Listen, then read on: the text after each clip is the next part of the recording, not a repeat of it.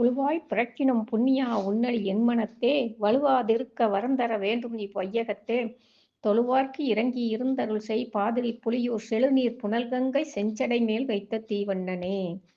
நம்ம திருநாவுக்கரசர் பாடுகின்றார். இந்த உலகத்துல அடியவர்களுக்கு இறக்கப்பட்டு அருள் செய்கின்ற திரு பாதிரி புலியூரில் உறையும் கங்கை நீரை செஞ்சடையில் தேக்கி வைத்திருக்கும் தீ போன்ற செந்நிறத்து பெருமானே, அடியேன் மறுபிறவியில் புழுவாகப் பிறந்தாலும் புண்ணியமே வடிவெடுத்த உன் திருவடிகள் அடியேன் மனத்தை விட்டு நீங்காது இருக்குமாறு அடியேனுக்கு அருள் செய்ய வேண்டும் என்று இறைஞ்சுகின்றார். நாமும் இறைவனை அதே போல் இறைஞ்சுவோம்.